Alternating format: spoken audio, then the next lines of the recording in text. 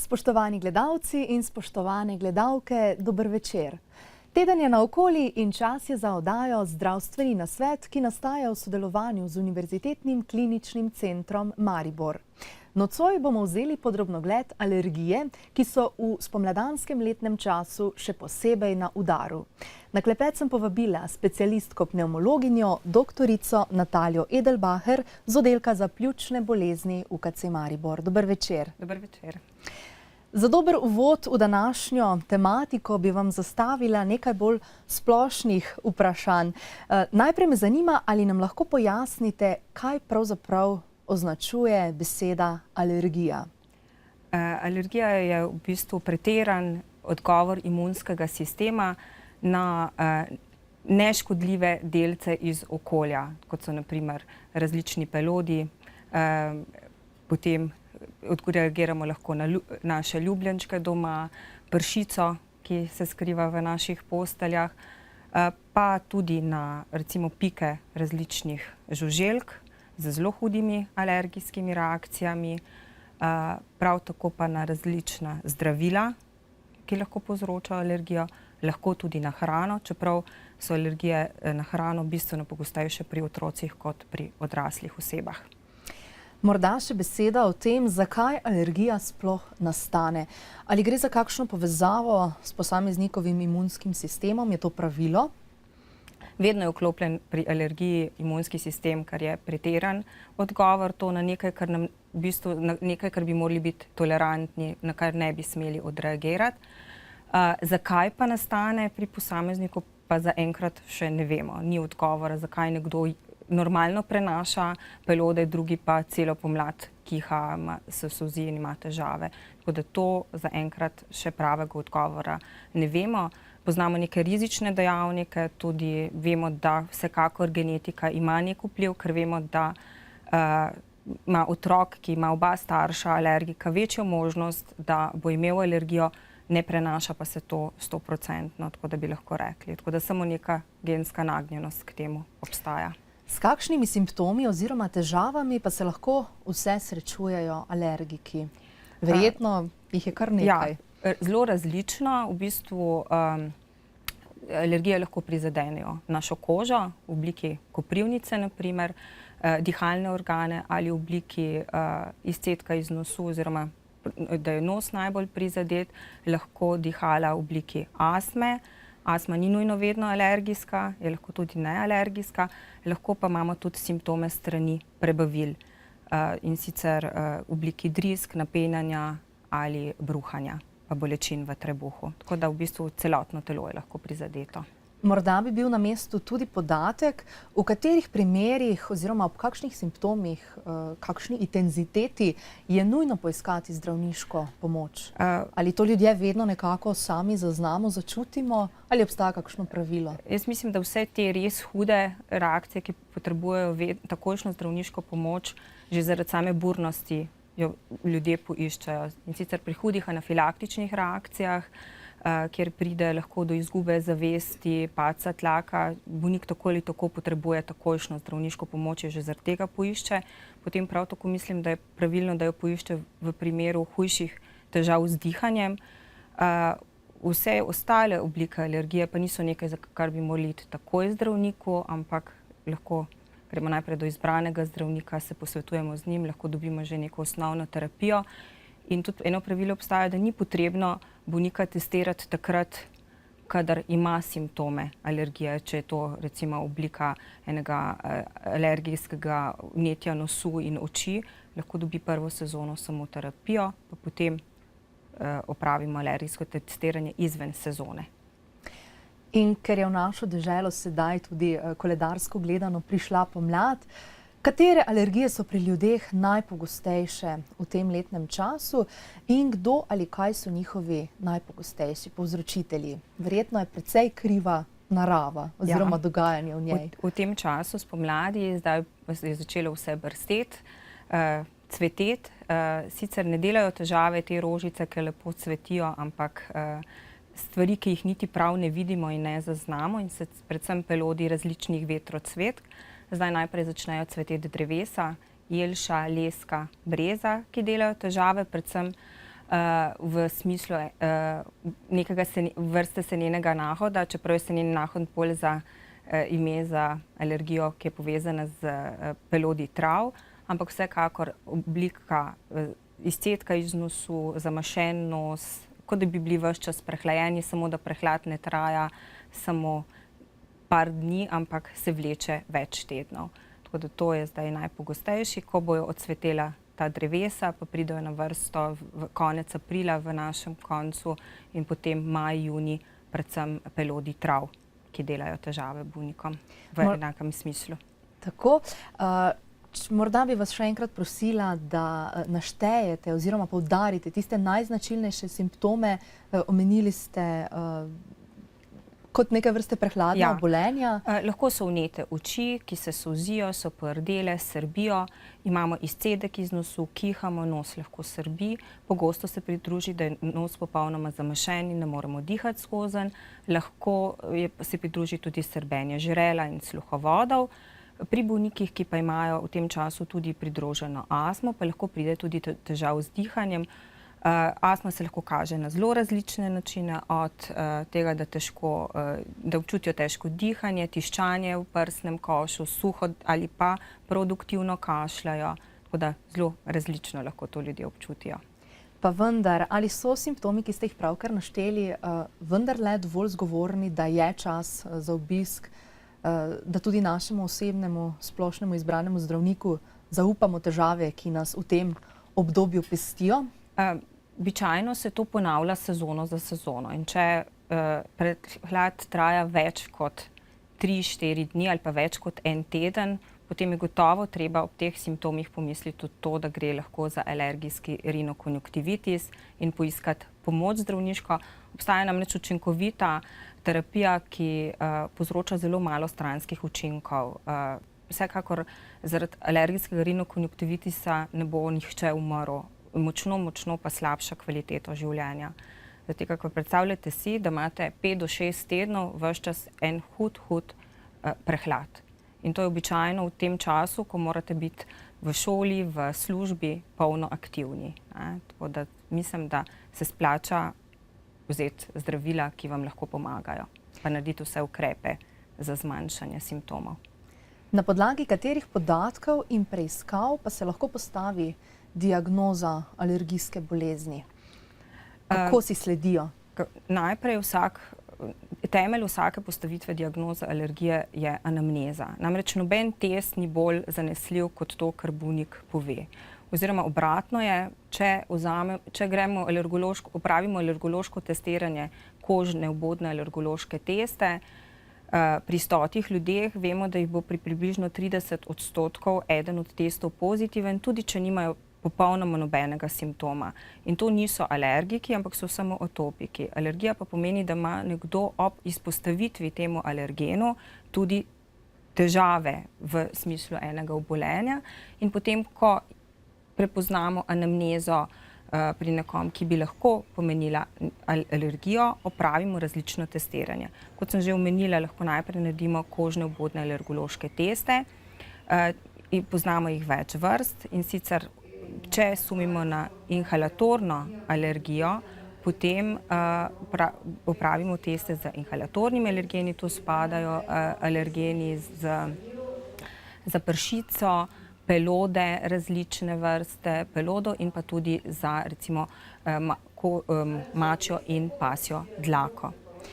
Medtem ko potem nadaljujemo diagnostiko, če ima bolnik neke omejitve, da ne moremo teh kožnih vbodnih alergoloških testov opraviti, lahko pogledamo to tudi v krvi. In sicer vzamemo kri in določimo tako imenovane specifične IgE, to so protitelesa po tipu IgE, ki pomenijo lahko takojšnjo alergijo. V nekaterih redkih primerih, ko ne moremo, predvsem kadar je hrana tisti problem, kjer so testi bistveno manj zanesljivi, te kožni vbodni alergološki, pa da res opredelimo, zakaj gre, pogosto opravimo kar provokacijsko testiranje. Tako da damo v kontroliranih okoliščinah bolniku probati to hrano, da res ugotovimo, za kater alergen gre. Še bolj problematična so zdravila, kjer tudi teh nekih in vitro testov, da vam bi sem kri vzeli ali pa kaj, je relativno malo oziroma niso dovolj specifični, tudi pogosto treba enostavno dati bolniku poskusiti zdravilo oziroma vsaj najti zdravilo, ki ga prenaša. Zanima pa me tudi to, kje vse se pravzaprav ta alergološka testiranja lahko izvajajo. Predvidevam, da na vašem oddelku za pljučne bolezni UKC Maribor vsekakor še kje drugje? Tudi v zdravstvenem domu na pljučnem dispanzerju opravljajo alergološko testiranje, to osnovno z inhalatornimi in tudi nutritivnimi alergeni. Potem testiranje za kontaktne alergije, kjer delamo kožno testiranje, kjer se aplicirajo te snovi na kožo hrbta, se opravlja na oddelku za dermatologijo UKC Maribor. Potem pa še na nekaterih drugih pulmoloških ambulantah tudi testiranje. Bolj razširjena, specifična, predvsem testiranja z provokacijami, pa dela za odrasle klinika Golnik, za otroke pa obe pediatrični kliniki. Pediatrična klinika v Ljubljani in klinika za pediatrijo v Mariboru. Mislim, da si lahko tudi naši gledalci pravkar ogledujejo, kako pravzaprav poteka eno izmed testiranj, o katerih sva govorili. Točno to. To je prikazano testiranje z kožnimi vbodnimi alergološkimi testi, kjer dokazujemo alergije po tipu 1, takojšnje preobčutljivosti. Tukaj pa je v bistvu en test kaže en test za astmo. Bolnik v bistvu oziroma za preiskavo pljučne funkcije. Bolnik izvaja test, spirometrični test, piha, tako bolniki naši rečejo, da grejo pihat, in tu izmerimo dinamične pljučne volumne. Sedaj pa morda še k ključnemu vprašanju. Kako je mogoče blažiti nadležne simptome sezonskih alergij? Danes vsekakor posvečava pozornost alergijam na različne pelode. Morda kakšna beseda o tem? V bistvu prvo pravilo vsake alergije je, da se je treba izogniti alergenu. Kar pa žal mislim, da pri teh sezonskih alergijah na pelode je v praksi neizvedljivo. Vsi smo komaj čakali, da blazimo mimo, da je posijalo sonce in da je začelo vse cveteti, kar po drugi strani pa to za alergika pomeni, da so takrat težave. Vsekakor priporočamo, da vsaj v najlepšem, najbolj sončnem vremenu, ko piha tak rahel vetrič, takrat je predvidoma koncentracija alergenov največja. Lahko se sprehajajo v dežju, pa bo takrat bistveno manj alergena in pa takoj po dežju je okolje sprano.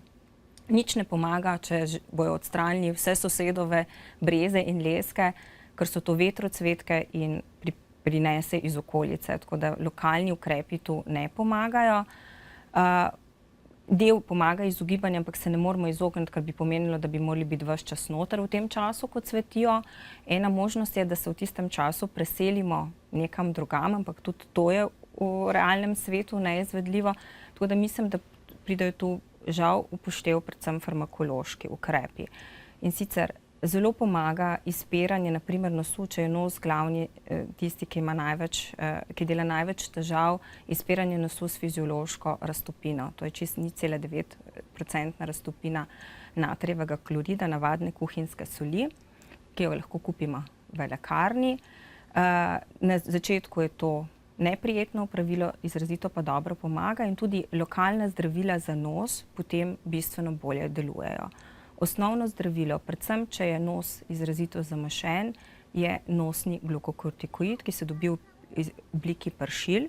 Moram pa to opozoriti, da ni pravilno, da bi se alergijski rinokonjuktivitis zdravo oziroma vnetje alergijsko nosu zdravilo z zdravili, ki jih drugače uporabljamo za lajšanje zamaščenega nosu.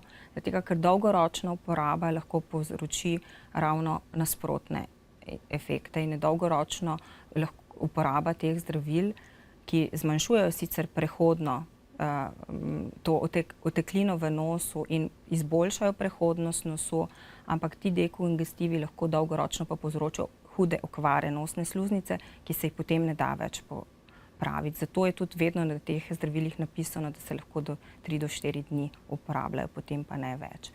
Naslednja sistemska zdravila, ki jih lahko v obliki tablet uporabljamo, so tako imenovani antihistaminiki. Ena tabletka običajno zelo dobro pomaga dnevno proti srbenju oči, solzenju, tudi izcedku iz nosu. Je pa manj učinkovita pri tem, da odmaši nos. Pri hudem srbenju oči se lahko dodajo še kapljice za oči. Potem pa, če vsi ti ukrepi v bistvu niso učinkoviti, pa lahko poskušamo z imunoterapijo bolnika narediti tolerantnega v bistvu za te alergene. Tako, omenili ste imunoterapijo in mislim, da je zdaj pravi čas, da se temu tudi malce bolj posvetimo. Zakaj pravzaprav gre pri imunoterapiji, kako dolgo običajno traja in kako vse skupaj poteka? Imunoterapijo poznamo v dveh oblikah, in sicer podkožni, to tako, da alergen v bistvu v vse večjih odmerkih in postopno vse daljših presledkih apliciramo pod kožo bolnika in s tem poskušamo bolnika narediti tolerantnega za ta alergen.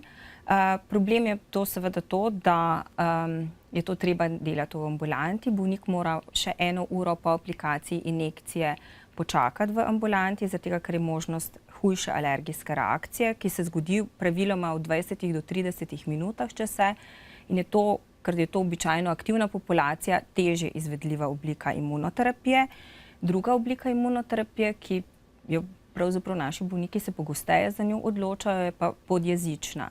Podjezična je pa v obliki tabletk oziroma tekočin si bolnik aplicira zdravilo pod jezik vsak dan, s tem, da najprej prvo aplikacijo prejme pri nas, potem pa naslednje daje sam doma. Če je ta podjezična imunoterapija za pelode, potem v takem primeru bolnik prejema imunoterapijo pol leta, sicer 2 meseca pred sezono in vsaj 2 meseca pred sezono in potem še v času sezone samega cvetenja, potem to prekinemo in naslednjo sezono ponovno ponovimo. Pršico ves čas kontinuirano jemlje, če je za pršico, traja pa imunoterapija podjezična 3 leta, preden jo zaključimo. Malo je odvisno tudi od tega, kako smo učinkovita, uspešna. Če bolnik oceni, da popolnoma nič ne pomagajo, lahko tudi prej prekinemo. Pa bi lahko rekli, da je sleherni bolnik alergik primeren kandidat tudi za imunoterapijo, ali obstajajo določeni kriteriji, po katerih se specialisti, strokovnjaki odločate, komu imunoterapijo priporočati in komu ne? Imunoterapija vsekakor ni primerna za vse bolnike, tudi moramo povedati, da tudi sploh za vse alergene niti nimamo imunoterapije. Najbolj razvita in uspešna imunoterapija za strupe kožekrilcev, to je, če imate alergijsko reakcijo po piku ose, čebele ali sršena, se imunoterapija izvaja pri ljudeh, ki imajo hude oblike alergijske reakcije, to pomeni, da so izrazito težko dihali ali celo doživeli anafilaktični šok. Je takrat imunoterapija zelo uspešna, obstaja pa samo v obliki podkožne imunoterapije, in ker je tam to, da življenje rešujemo z njo, več ali manj vsi bolniki tudi grejo potem na njo. Medtem ko pri podjezični in pa pri imunoterapiji za pelode, pršico, ki so pa druga imunoterapija, ki jih najpogosteje izvajamo, pa je to predvsem pri bolnikih, ki imajo resne simptome. Zato, ker alergijski rinitis lahko izgleda tako, da imate 2 meseca neznosne težave vsak dan, lahko imate po teh 2 mesecih mogoče 3-krat nekaj malega težav. In potem imunoterapija predstavlja bistveno večjo obremenitev za vas, kot samo nekaj dni težav v času cvetenja. Tako da je to glavni, mislim, da razlog, a se boste sploh odločili kot bolnik, da bi šli na imunoterapijo ali ne. Kaj pa pravijo statistični podatki glede uspešnosti imunoterapij? Za kožekrilce je zelo uspešna, pri osah približno 90%, pri čebelah 80%. Poleg tega pa vemo še to, da tudi če pride do reakcije po piku žuželke, je potem ta reakcija bistveno milejša oziroma ni tako huda, tako da ni resnih alergijskih reakcij, če izvedemo imunoterapijo. In tudi ta imunoterapija običajno traja 5 let, ne samo 3 leta, v primeru, da pa pride do kakršnih koli zapletov ali pa da bolnik ponovno utrpi reakcijo po piku žuželke, se pa potem celo doživljenjsko izvaja.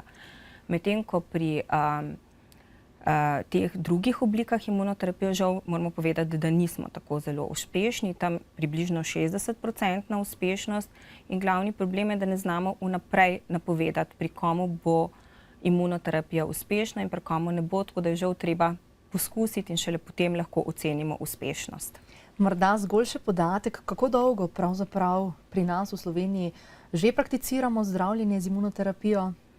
Za sublingualno imunoterapijo poteka zdravljenje zadnjih 7 let, medtem ko z podkožnimi oblikami pa bistveno dlje. Pravzaprav moram reči, da čisto točnega podatka ne vem, ampak vsaj 20 let gotovo že tudi recimo na našem oddelku.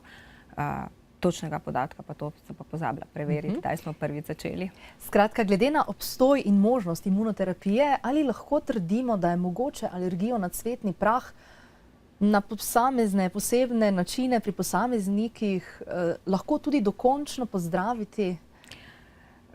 Ja, pravzaprav ja. Imamo bolnike, ki po imunoterapiji so popolnoma brez težav v času cvetenja sezone. Je pa vsakako težko oceniti te uspehe, zaradi tega, ker lahko po nekaj letih učinkovitost imunoterapije izzveni, tako da ne morem trditi, da bomo vsakega dolgoročno pozdravili. Poleg tega pa tudi vemo, da sezona od sezone cvetenja ni enaka. Kako leto je bistveno več težav, kako leto manj, tako da je to, poleg tega so pa še simptomi zelo subjektivna stvar, tako da je težko oceniti pravzaprav uspešnost vseh teh metod.